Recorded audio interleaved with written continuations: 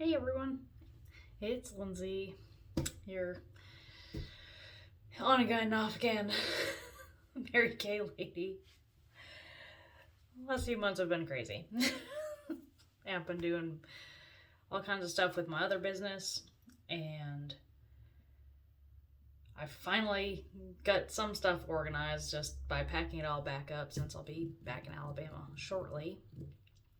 And so I did finally find my Sonic Skinvigorate brush. And I also decided, since I had all these stickers out, that I would make mine all pretty. I do have a couple more of these stands. If anybody is interested in getting one of these, it's really kind of handy. The charging cable actually goes in the back of it. So it just kind of nicely sits there, like on your counter, and like you can charge right there. So I desperately need to wash my face, just because I did get a little sweaty, but also think I forgot to wash my face this morning, and I went to go wash my face, and then I realized, I was like, you know what, I don't think I have a face washing video on my YouTube channel. So I figured, so what I do is I actually wet my face first,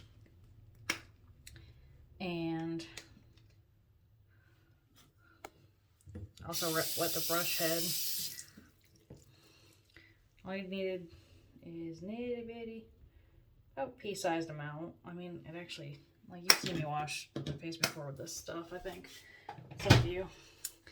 And because typically it, and so just like a Sonic jewelry cleaner, it actually uses vibrations. Like the head doesn't spin, it just vibrates a bunch. And since I've been at war with my cystic acne from camping for a week at a music festival without a lot of access to running water,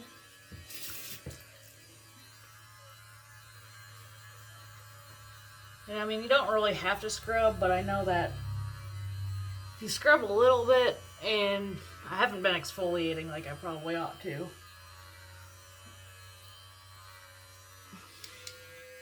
so it has like a couple different speeds, but I just leave it on low.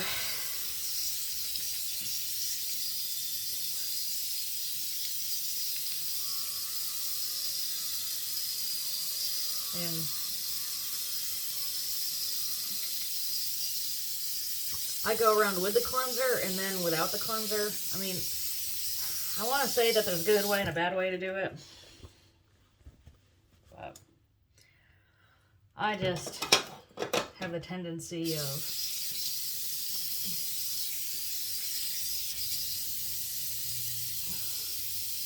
doing it the way that works best for me. And of course, especially if you've had a few different sunburns like I have, that especially in the last few weeks, I've been trying to work off some peely skin anyway. So, and this is also, I have rosacea and contact dermatitis, so whatever I do to my face, it's going to be red. Like, even if I rest my hand on my face for too long, it turns red. And so since I'm all clean, and since I've been battling my cystic acne problem, I'm actually probably a little too generous with the acne treatment gel, but it's been really healing up stuff, especially the stuff that has been the worst after the cysts burst. And so basically, cystic acne comes in a bunch of different forms anyway, and it honestly depends on the bacteria involved. And so it's similar to other types of acne. It is like in dirt and oils will get trapped in the hair follicle. And if you just like imagine your hair follicle as a cup, right? I wish I had, like, I might actually make a video of this later on, but imagine your pores, like all the pores in your skin are essentially a bunch of different cups, right?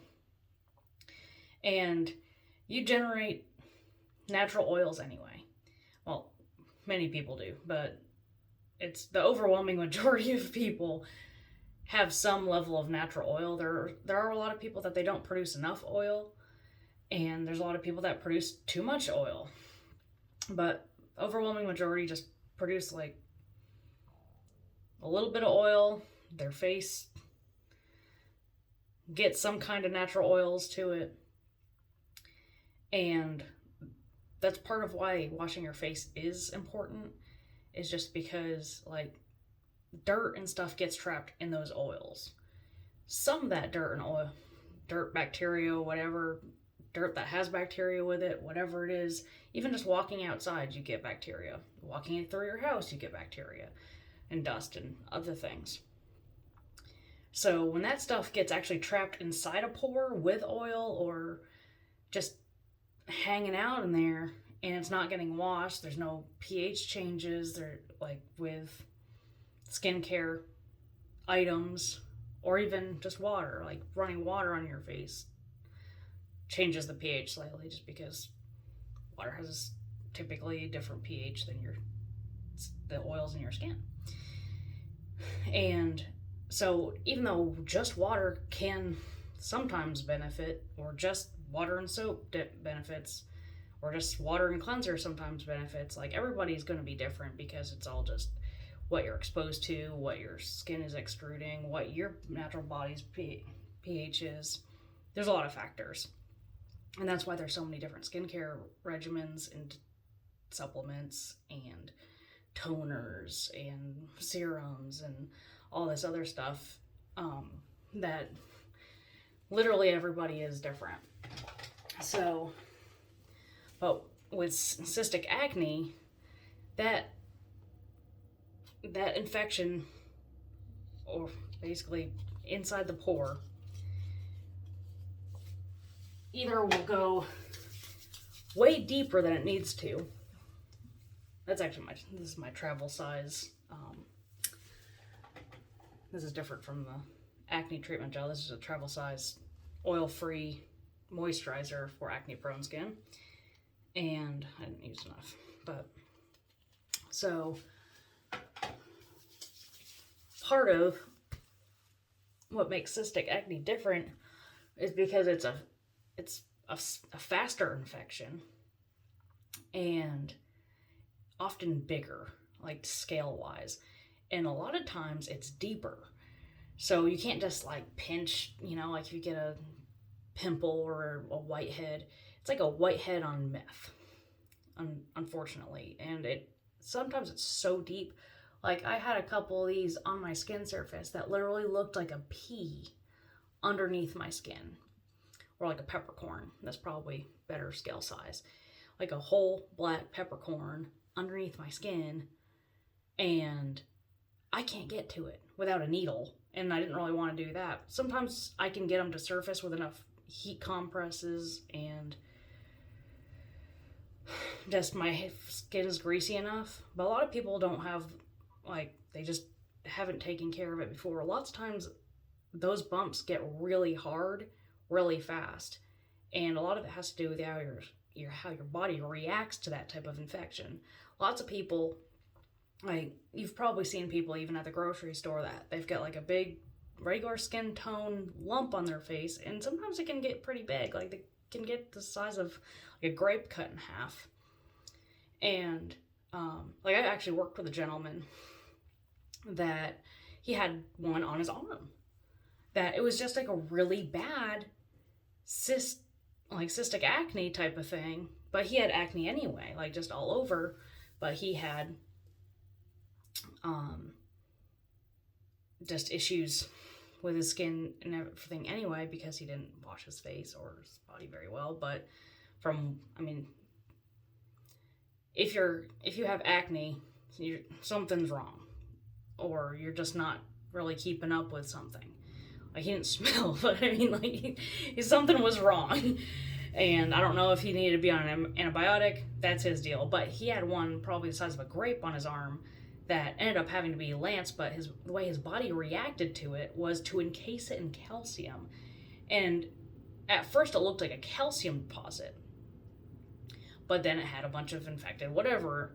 So it's one of those things that just, like, lots of cystic acne ends up being encapsulated. Like, if you wait too long to do something with it, it ends up being like just a cyst, just like hanging out. Like, it's a calcified, nasty thing in your face, and it's just never been a good look for me. But so I try to do something about it, and that's part of why, like, I got into Mary Kay in the first place. Because I needed something more than just soap to wash my face with. It became really obvious when I had one over here that it just wouldn't heal. I went to two different dermatologists, and they had no idea what to do. So, I mean, when you're sitting in the dermatologist's office and they're just like, oh, just let it heal. Like, what do you want me to do with it? That's why I'm here. And they just like, let it heal. Like, with what? Do I put anything on it? Do I bandage it? Do I treat it like a wound? Like, and they're like, oh, just soap and water should do it. I was like, that's what I've been putting on it. It's dial soap, like hand soap, not just foaming soap, but just what doctors have said, just mild soap and water. And it just wasn't healing. Well, it turns out it was a mixture of rosacea, contact dermatitis. So every time I touched it, it inflamed again. And at least they went ahead and diagnosed my rosacea at the same time, but then they gave me a steroid cream, which made my issue even worse. So then I had a bunch of dots in here that were calcium deposits or cysts or whatever, and now it's just a scar that I've been working on with the tone correcting serum. And I still have issues in that area, just because it's almost entirely scar tissue right there. But it's just one of those things that even dermatologists were like, well, we can't prescribe this or that or the other thing, right? So I ended up scheduling let's check back in 3 months and see what happened with it.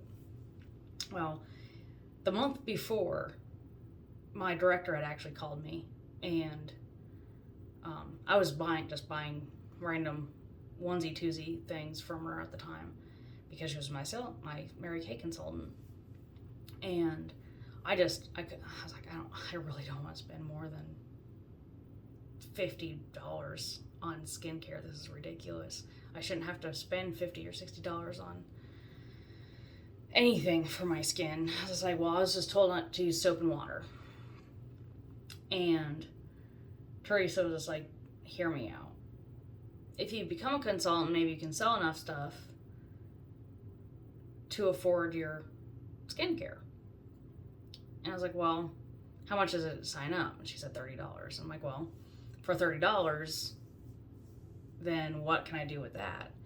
So I did a launch party, sold like one thing, and then I was like, well, how do I get the 50% discount on all products?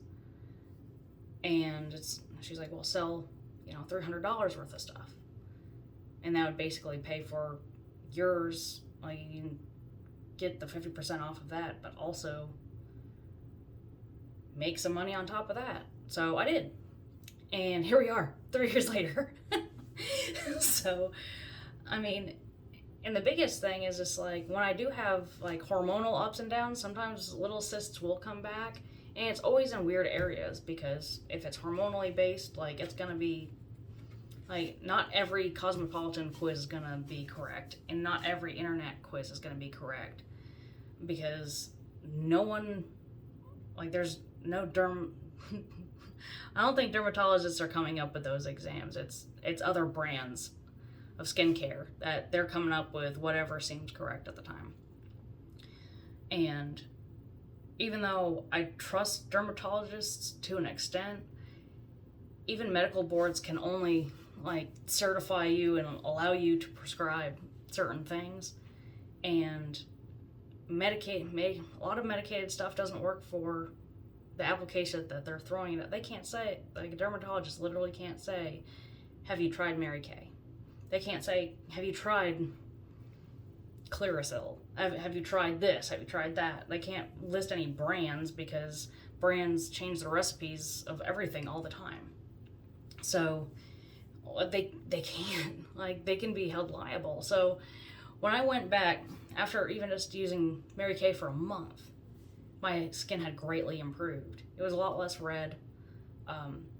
Things were like, the acidity of the cleanser was mild enough that it was actually, and also it has a toner in it and all this other stuff, that it was actually clearing out whatever was infected having to do with it and bringing it at least back down to neutral so that it could heal. And so it looked a lot better. It wasn't completely healed after a month, but it looked a lot better. And so when my dermatologist was like, oh my God, have you been using that steroid cream? And I was like, no, I haven't at all. Because I tried it once and it made my pores look humongous and it made me break out even more. I was even more red. And I was just like, honestly, I'm not gonna lie to you. I bought a bunch of Mary Kay stuff, and she's like, oh, do you use the Time Wise?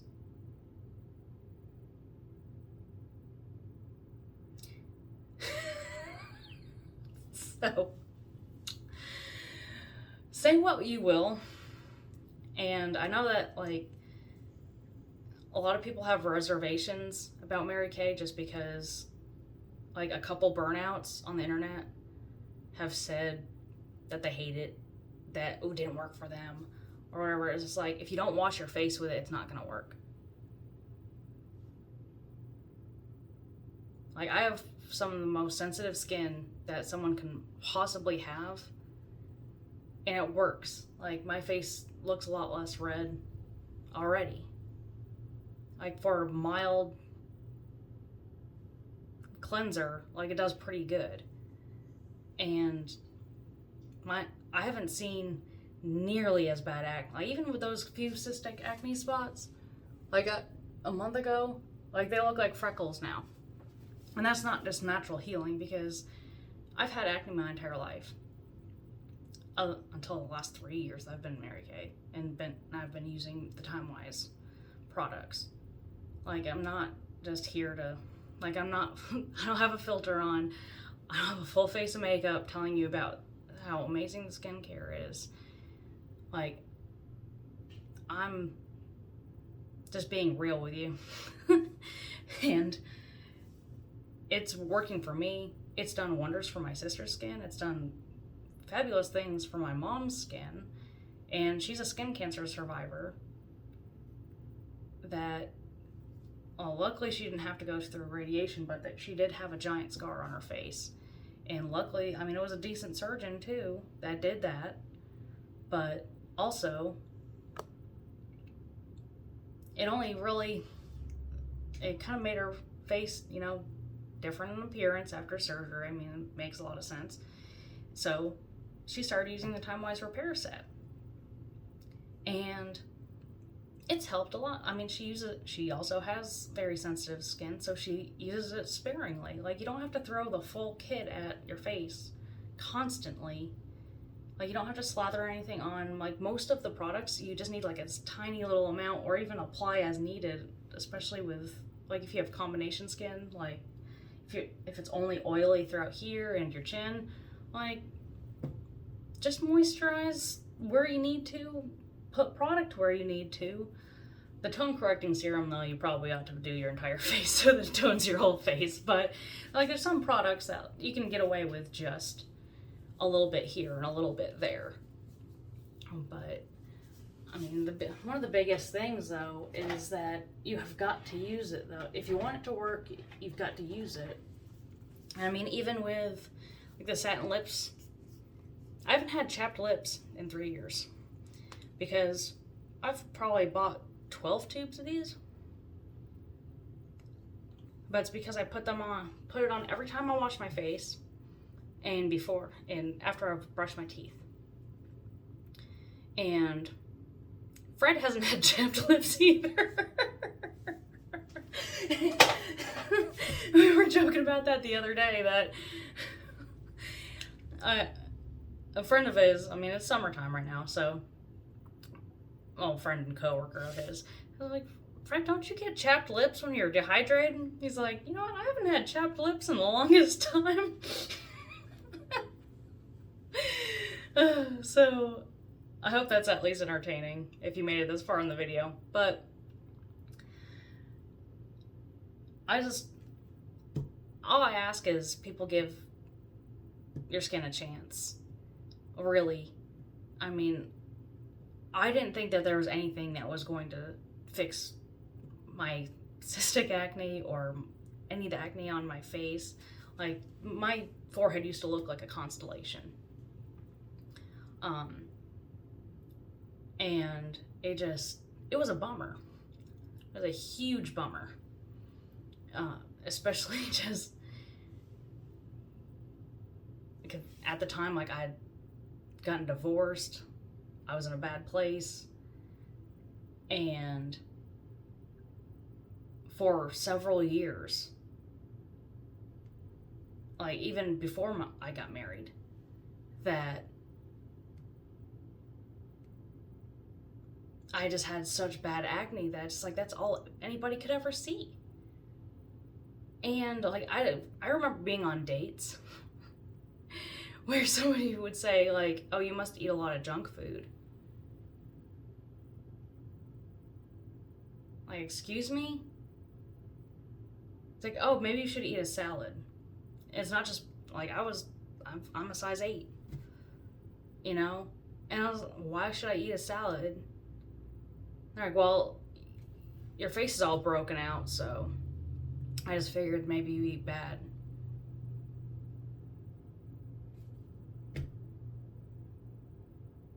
So, 1, it's none of your business. 2, thank you for answering that question myself. I won't be calling you again. But, I mean, it's very easy to get caught up in that kind of negativity when that's all you hear. So, like, I was beating myself up all the time about my acne. Like, just even to myself. And now that it doesn't exist, that at least frees up the space to do anything else in my mind. That, I mean, it's just one less thing. You know what I mean? So, if there's anything out of this that you've gotten, it's like, try to take care of your body. The mind will follow. Eventually. I mean, other opportunities come when you make change happen. But if you have any questions, please just leave a comment or even just message me. Find me on Facebook. I'm out there. Like, just find, or even if your sister sells Mary Kay, if your cousin sells Mary Kay, like, by all means. Or if you don't want to tell them about your skincare, just come tell me. But, I mean, it couldn't be easier than right now. So just take a chance on yourself, like, and just try to do what you can with what you can change. All right, well, have a good day.